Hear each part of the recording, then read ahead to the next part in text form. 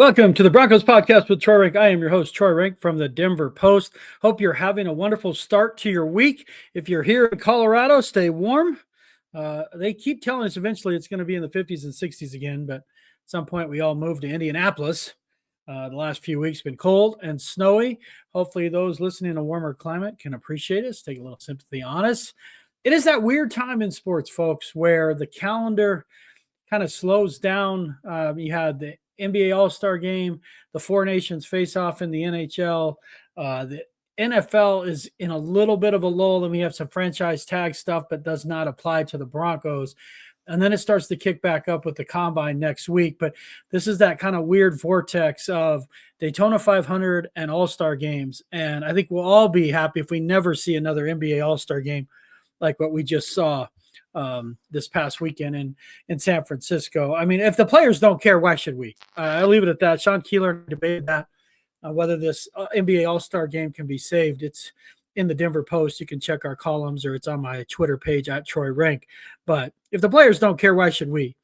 And nothing served as a juxtaposition like on Saturday night when Team USA in the Four Nations face-off instigated, dropped the puck, and dropped the gloves three times in 9 seconds against Canada. Real fights. Those who said that was WWE stuff, they don't watch enough hockey. Those are real fights. Now, they don't connect. They don't look like UFC fighters. They're not boxers. But those are real fights. At the same time that's happening, Chris Paul and Victor Wembanyama are cheating the skills competition by not shooting the balls off the rack and get disqualified. I mean, what are we doing, NBA? Between the load management and the whining about the schedule and too many guys on max contracts doing podcasts that never play. I mean, the declining ratings are real. And a bunch of guys are getting rich, but the future of the league in the NBA, I'm telling you, they've got to really start looking themselves in the mirror. Adam Silver did some really good things early in his tenureship, but it is just too much of a players-controlled league now, where they've just lost perspective on what fans want, what fans care about. And this idea that you can't give players to give effort consistently, whether it's in an all-star game or the regular season, is becoming an increasing problem. And that brings me back to the NFL, which this podcast is about.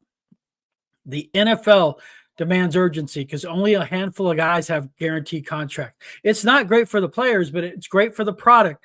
Somewhere there's a nuanced area in here between the NBA and the NFL. But the NFL, guys are gladiators in some sense, playing for their livelihood week to week.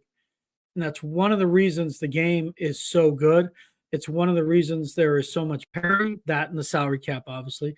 And it's one of the reasons you see this intensity. You can't fake it in the NFL. You can't fake football or you will get hurt. Somebody will find you and hit you. The football gods will strike a thunderbolt on you. I mean, it's just the nature of the sport. So how does that all relate to the Broncos? That's my early rant. The Broncos are making news. They have a new special teams coach. Are they going to get a new veteran receiver? And what's going on at the Combine? What are some of the things we should look out for? I'm going to nail that in depth next week. I will be at the Combine, and I will talk more about the Combine later this week.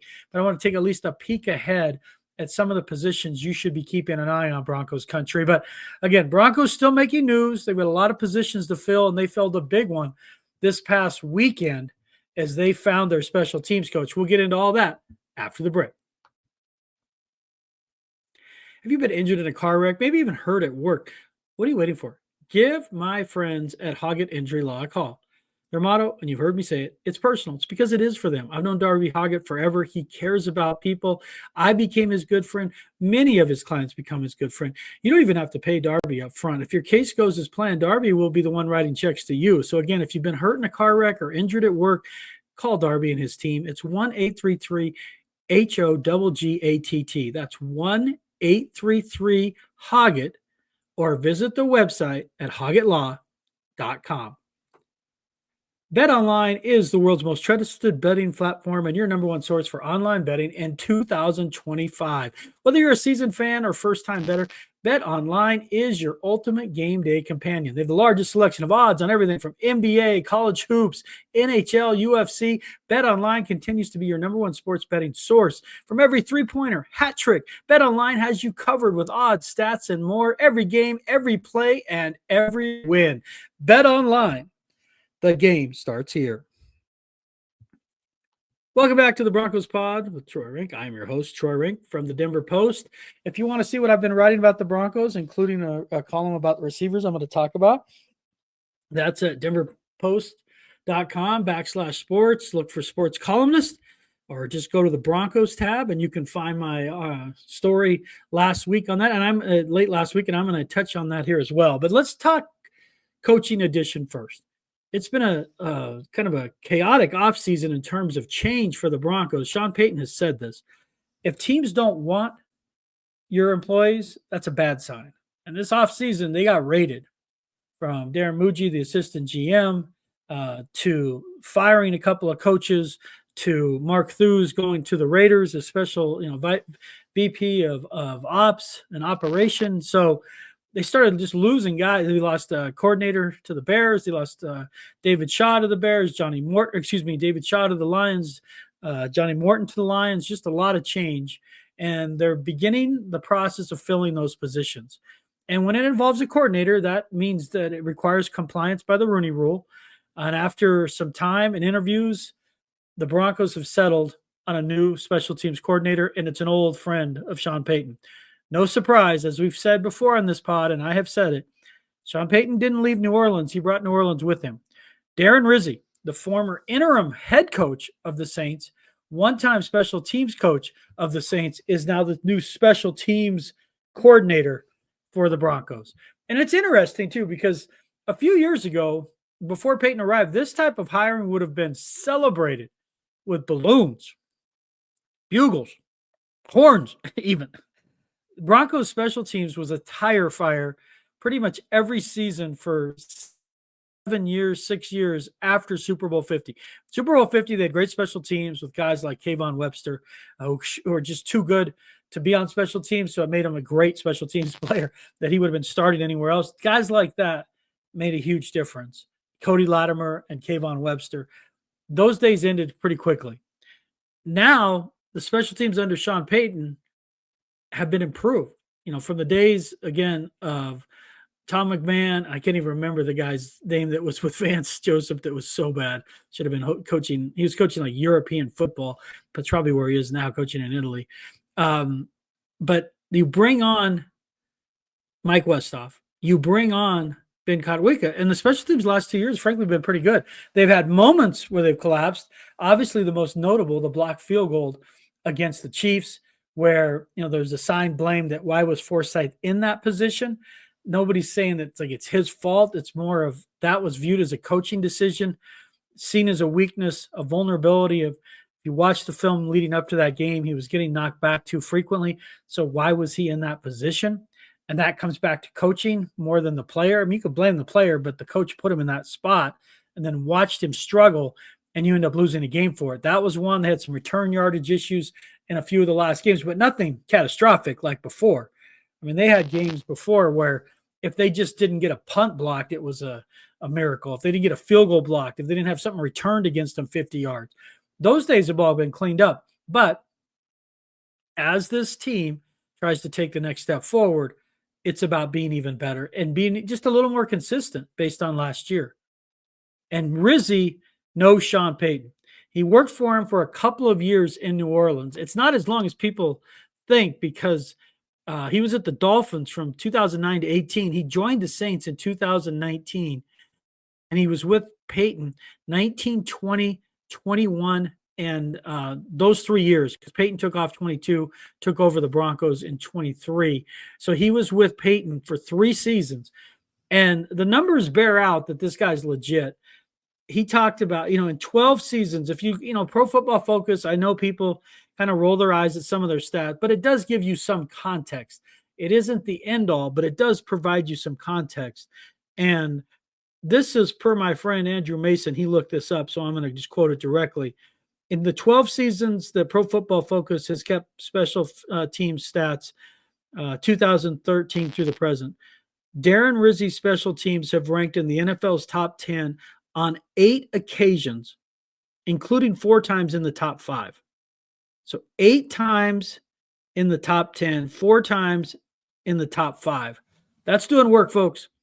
He does know the kicker. That helps. Will Lutz kicked for Rizzi in New Orleans. That's a start. But Rizzi has an energy about him. He's more excitable than Kotwicki.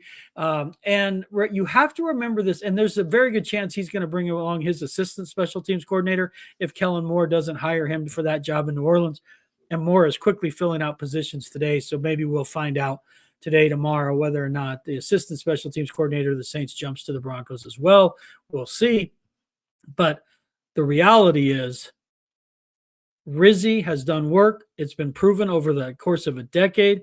I mean, he's been a special teams coach since as the actual coordinator since 2011 through this past season until he took over midway through the year as an interim head coach for Dennis Allen.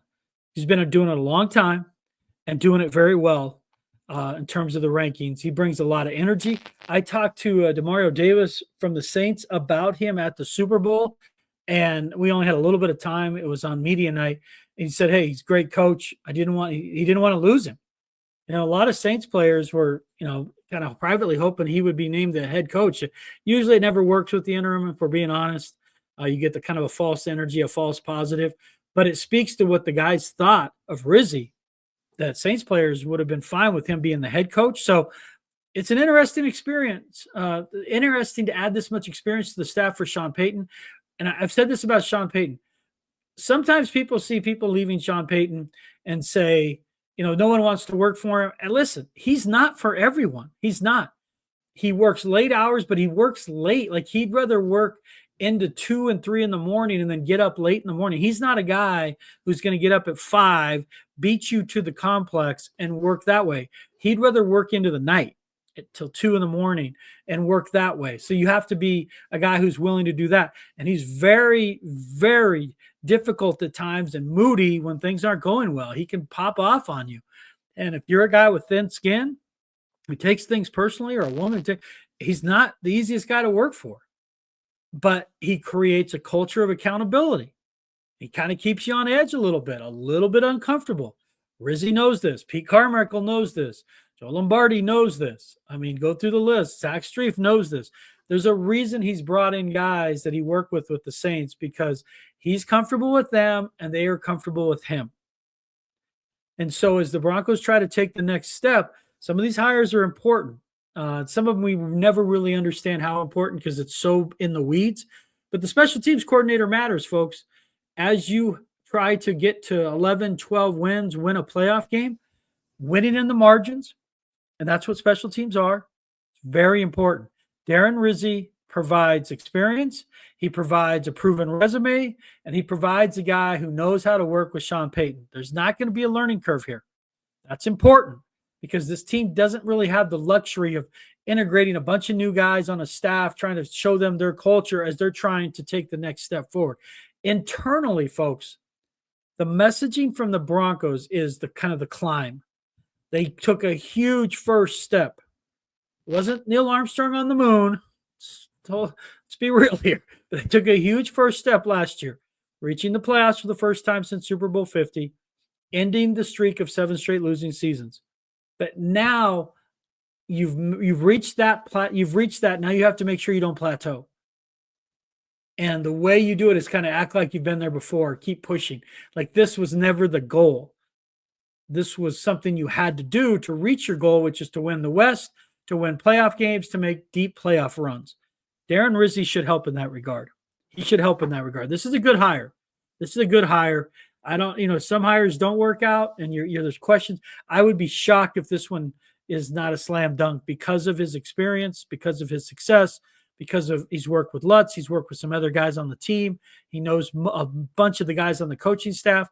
This should be seamless. So that's a good sign as the Broncos, again, been a little bit of a turbulent offseason for change. But this was the big position in terms of the coaches lost.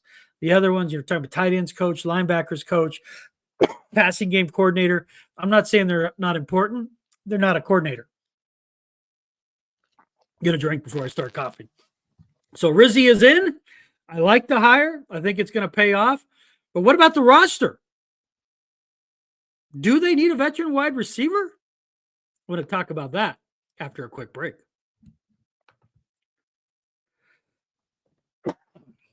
Are you looking for a thoughtful gift for your significant other that will benefit the both of you? Well, the Tox, TOX, is coming to Boulder. The Tox technique offers a luxury approach to wellness and body sculpting.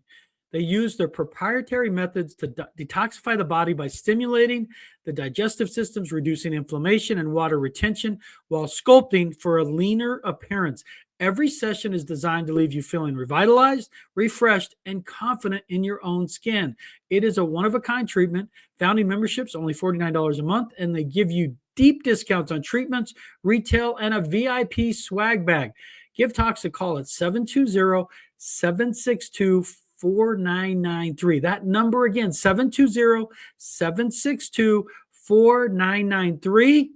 Trust this. Trust this when I say that. The person you love will adore you if you go to Tox. Welcome back to the Broncos Podcast. Do the Broncos need a receiver, a veteran beyond Courtland Sutton? In general, yes. But the answer to the question, is that veteran receiver Deebo Samuel, is no. And it's really about two things. And I'm going to take it about two things with Cooper Kupp and Deebo Samuel. Everyone wants to just say, what does it matter? You throw a fifth, sixth round pick, you get them. It's not as simple as that. If it were just a draft pick for a proven veteran receiver, you'd say, yeah, sure, why not? It's more nuanced than that. And it's because of this. Let's start with Deebo. Deebo has not been happy basically since he signed his last contract extension. Deebo wants a new contract. Deebo really doesn't want to run the ball anymore. So everyone that says, oh, Deebo is going to be this great running back, he's not. He doesn't run the ball that much. He doesn't. He runs it about 35 times a season. So he's not the guy you think he is in the backfield. The other issues with Deebo Samuel, age and injury. He hasn't been a star player since 2021, folks. And he's constantly hurt. And there's constantly friction between his teammates, and coaches. Like it's an endless source of friction.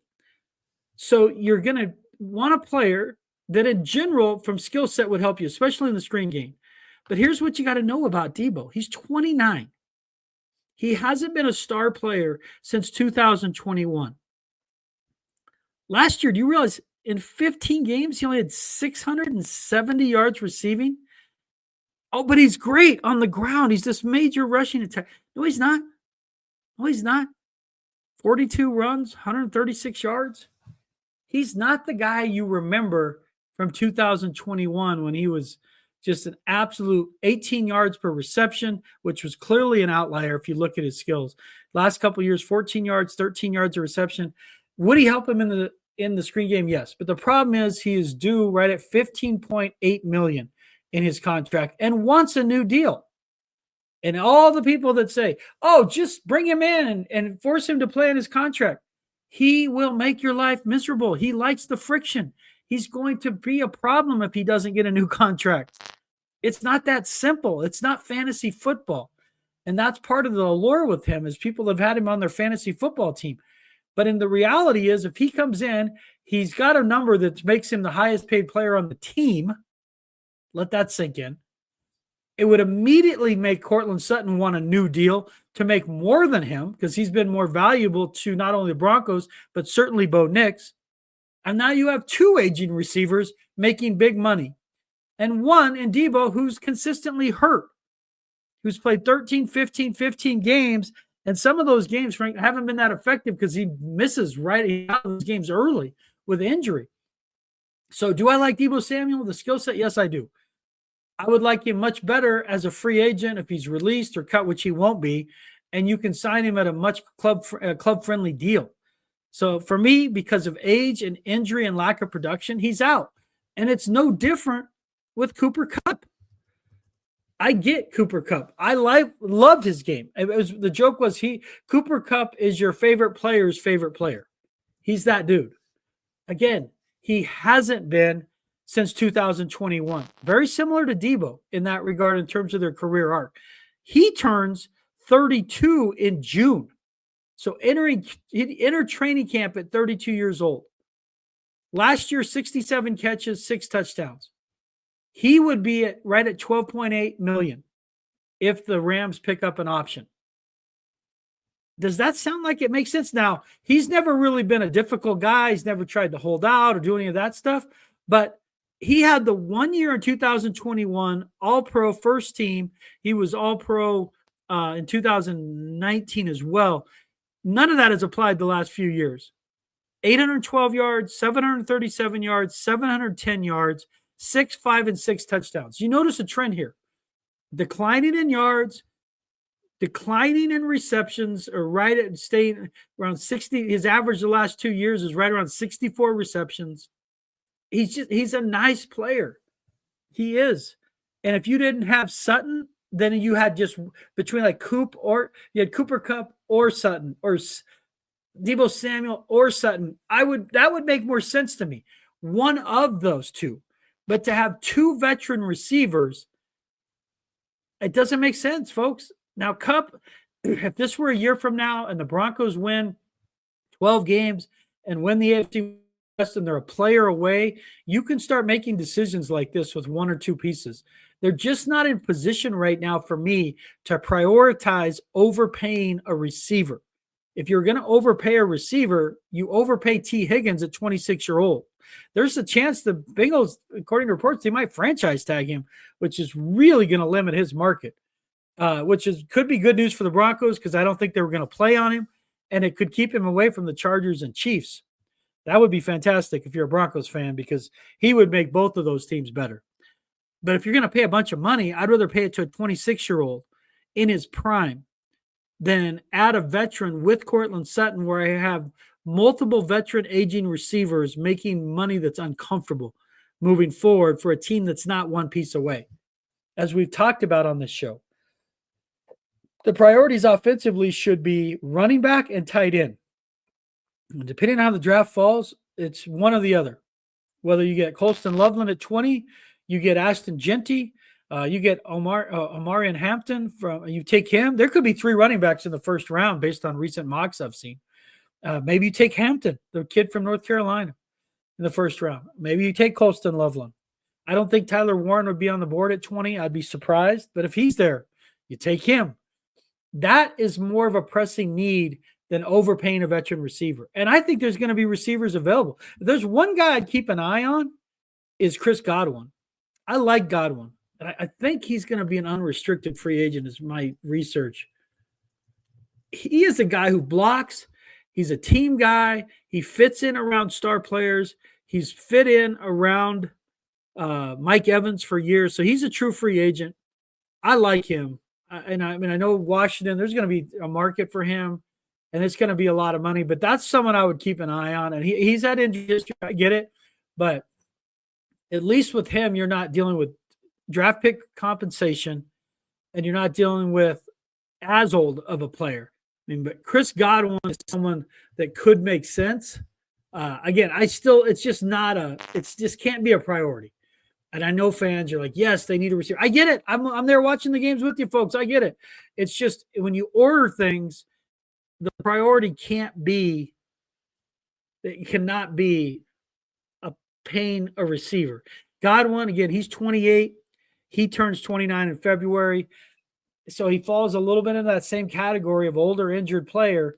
Again, you don't have to give up draft pick compensation for him. I like his game. It's just I don't want to pay premium A+ money for a B player with where they are right now. So keep an eye on that. And so if you're going to ask me, and if you tweet at me and you email me, trenck@denverpost.com or at me on Blue Sky or Twitter, do I think they need a veteran receiver like Deebo or Cooper Kupp? I do not. If the price came down on Godwin, which it's unlikely in free agency, I'd monitor that. But the priorities right now need to be tight end and they need to be running back. Which leads us into our next topic. The NFL Combine is coming up. I will be there. I fly to Indianapolis early Monday morning, painfully early flight. I will be there. I'm hoping to catch a Nuggets game that night. The Nuggets play at the Pacers on that night.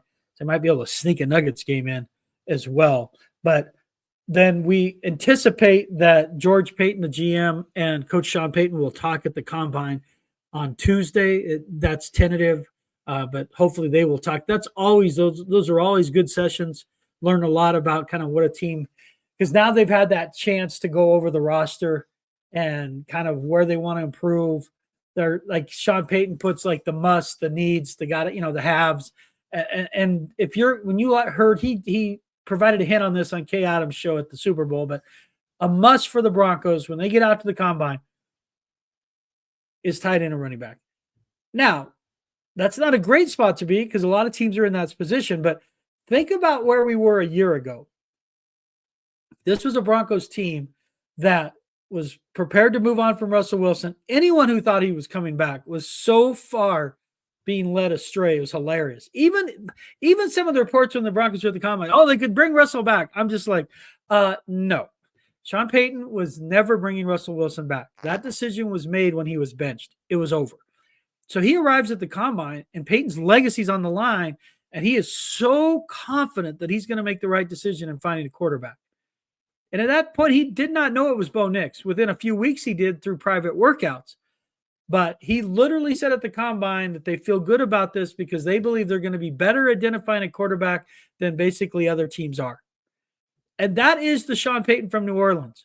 He's not afraid to be confident, cocky, and stick it to an opposing team or a rival. That's part of who he is. And so when Payton said that, I'm like, man, he feels like he's going to nail it. And he did.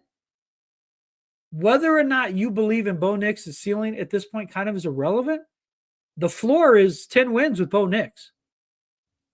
And if you want to get better than that, then you got to get better players around him. But to say Bo Nix hasn't hit, and the disrespect toward Bo Nix, even in these offseason rankings, is shocking to me. I'm not saying he's a great quarterback. He's a very good quarterback. He's a guy you can win with. And he's more mobile. And I think you're going to see that this year. And that one of my future podcasts this offseason will be, why can't Bo Nix be Jalen Hurts? From a skill set perspective, explain to me outside of the tush push, why can't Bo Nix be Jalen Hurts? From terms of completion percentage, athleticism, accuracy. What is the big difference? Philly has Saquon Barkley, A.J. Brown, Devontae Smith, Jaquan Dotson. Like, they have dudes, and they have Dallas Goedert. If you want Nix to take the next step, you add Marcus Colston, and you add Hampton, starting tight end, and a starting running back, dynamic players with improvement from Troy Franklin or Devon Bailey, Sutton back. Now you got something, folks. I don't see any reason why Bo Nix can't be morph into Jalen Hurts. And you can win with that. Now, you have to have a good team, and in some cases, great players around him, but you can win with that. But now they're not looking for a quarterback. That's done. He's the guy. He's the franchise guy. So if you're a Broncos fan and Broncos country is not comfortable with that, that's not going to change anytime soon. They need a tight end. They need a running back. They need a defensive lineman. There's a very good chance they could lose DJ Jones. The good news, and this is an early preview, those are all positions of strength in this draft. So when you start eyeing the Combine, keep an eye on that. These workouts are going to matter for some of these guys. And with Payton, some of the stuff that matters more than anything we won't see, and that's those interviews. Challenging guys intellectually. Are they good teammates? Are they all in? Are they high character guys? The guys who are going to play we over me. That's important with where they are in this process, folks. I know some roll their eyes at that, but you don't want to bring in a diva. You don't want to bring in someone that's difficult. They're not at that spot yet. Young and hungry, not young, hungry, and older, not young, hungry, and injured. They want young, hungry guys who buy in. And those interviews matter. So you usually find that out later, but it's why they got Riley Moss. It's why they love Pat Surtain. I mean, some of these decisions were made in private rooms beyond the film you see and their Saturdays. So understand that. But those three positions matter, and keep an eye on safety. If those four positions, running back, tight end, defensive line, and safety, those are positions they need to upgrade, and possibly inside linebacker. They're not going to hit on all 5 of those. That's 5. I'm really not going to have a draft where they nail all 5 of those, but you need to nail 2 of them, maybe even 3, if you're going to be a team that can win 11 or 12 games next year, because you bring in 2 or 3 young players. And you saw it with Philly this year with the young players on their defense, with DeJean getting the intercept, Cooper DeJean. You saw it with Heather Blankenship, I think it is the other guy. Young players in their secondary, Mitchell, the other cornerback. That is how you change a team, is all of a sudden 2 rookies become 2 of your better players. And you are already a good team. That's when you take the next step. And we saw, and coaching matters. We understand that. But keep an eye on those positions, because if the Broncos are going to take those next steps, folks, they've got to address that. They've got to nail those positions. But and a first good step this past Sunday, this past week, late last week, that was hiring Darren Rizzi. They're still looking for a linebackers coach, still looking for a tight ends coach. I don't know if they're going to replace the passing game coordinator. David Shaw was a special assistant to the GM.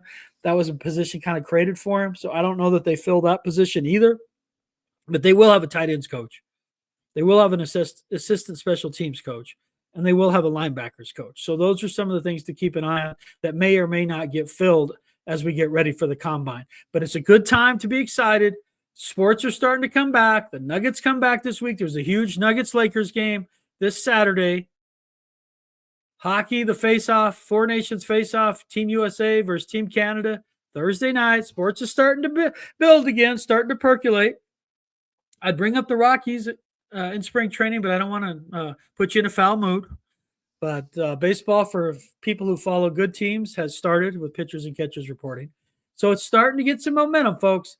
And for us and this podcast, it's going to really start to gain traction as we head into the combine. I'll preview the combine a little more. I'll have a guest on Thursday as well.